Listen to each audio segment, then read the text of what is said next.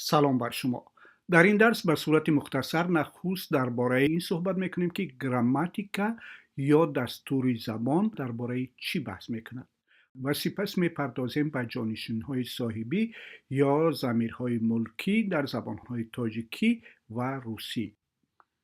با این دو مثال توجه کنید. من دانشجو هستی، تو دانشجو هستند.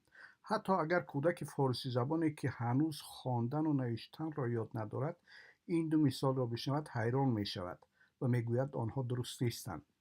برای چی او چنین میگوید؟ برای آنکه در هر دوی آنها قاعده زبان رعایت نشده است.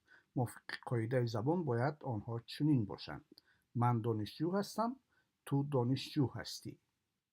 انا همین قاعده های زبان در همه زبان ها چگونه درست به کار بردن آوازها و کلمه ها را در وقت گپ زدن و نوشتن تعیین میکنند. این قاعده ها را به صورت عمومی دستور زبان، صرف و نحو زبان یا گراماتیکا نامیدند. حالا بیاییم سری مقصد. در درس گذشته ما کلمه های من، تو، او، وی، ما، شما و آنها را به زبان روسی یاد گرفتیم که می شوند یا، تی، آن، آنا، می، وی و آنی. این کلمه ها را از نقطه نظر قاعده ها یا دستور یا گراماتیکا در زبان ما جانشین های شخصی نامیدند. در فارسی ایران و افغانستان آنها را ضمیرهای شخصی یا ضمایر شخصی میگویند و در زبان روسی لیچنی مستیمنیا نامیدند. این جانشین یا ضمیرهای شخصی از نقطه نظر دستور یا قاعده های زبان به دو دسته تقسیم می شوند. دسته اول جانشین یا ضمیرهای شخصی تنها، یعنی من، تو، او، وی. چرا اینها را تنها میگوییم؟ به خاطر اینکه تنها یک نفر را افاده میکنند. و دسته دوم جانشین یا ضمیرهای شخصی جمع، ما، شما و آنها. چرا اینها را جمع میگوییم؟ به خاطر اینکه نفر زیاد را افاده میکنند. در زبان روسی دسته اول را لیچنه مستیمنیا единственного числа میگویند و همون گونه که در درس گذشته دیدیم آنها یا، تی، آن، آنا هستند. دسته دوم را در زبان روسی لیچنه مستیمنیا множественного числа گفتند که همان گونه دیدیم می، وی و آنی هستند. اکنون توجه شما را به چند کلمه جلب میکنیم. برادر که به زبان روسی می شود چی؟ برات.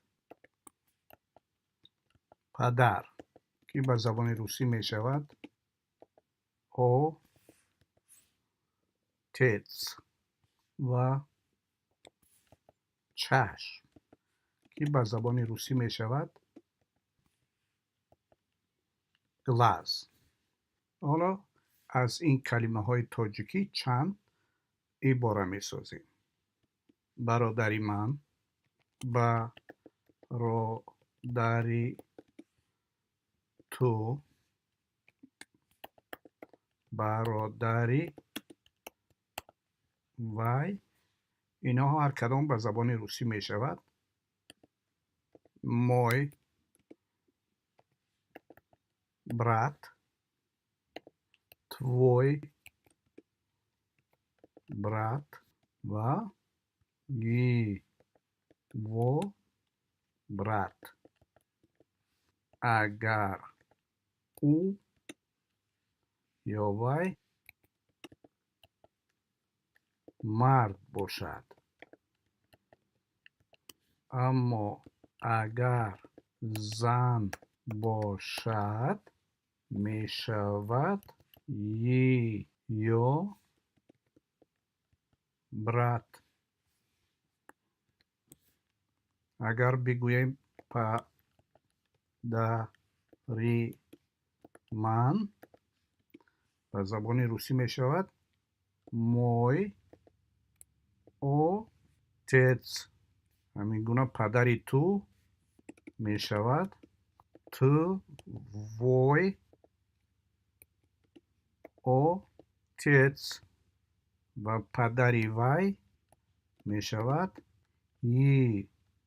его отец. اگر وی مرد باشد. اما اگر وی زن باشد می شود یا otec. همچنین چشمی من می شود به زبان روسی мой глаз. چشمی تو به زبان روسی می شود твой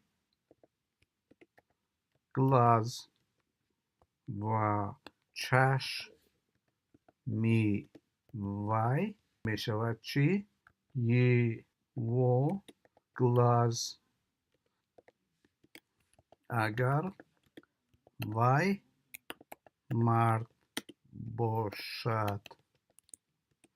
اما اگر وی زن باشد می شود یا глаз. حالا ما در اینجا چند کلمه زبان روسی را یاد گرفتیم که اینها را جانشین‌های صاحبی یا در روسی притяжательные местоимения میگویند. اینها هستند мой یعنی از آنی من، твой از آنی تو، его یا اینکه یا که معنایش می شود از آنی وی. اینها را ما جانشین های صاحبی شکل تنها یا به زبان روسی притяжательные местоимения единственного числа میگوییم. حالا لطفاً به این نقشه نظر کنید که کلمه ها چگونه به هم وصل میشن. اگر به زبان روسی بگوییم برادری ما می شود نش برات. اگر بگوییم برادری شما می شود وش برات. اگر بگوییم برادری آنها می شود ایخ برات. اگر بگوییم پدری ما نش اتец می شود و پدری شما می شود وش اتец. پدری آنها ایخ اتец می شود. چشمی ما نش گلاز می شود. چشمی شما می شود وش گلاز و چشمی آنها می شود ایخ گلاز. شما سه کلمه نو را دیدید که نش، وش و ایخ است.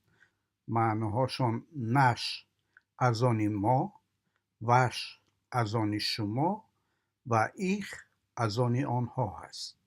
اینها را در زبان روسی притяжательные местоимения множественного числа میگویند. دوستان عزیز، امیدوارم این درس خوشتان آمده باشد و اگر خوشتان آمده باشد آن را می توانید با دوستانتان هم رسانی بکنید، یعنی در اختیار آنها قرار بدهید تا اینکه آنها هم با اهل خانوادهشون از این درس ها بتوانند استفاده کنند. خوش باشید.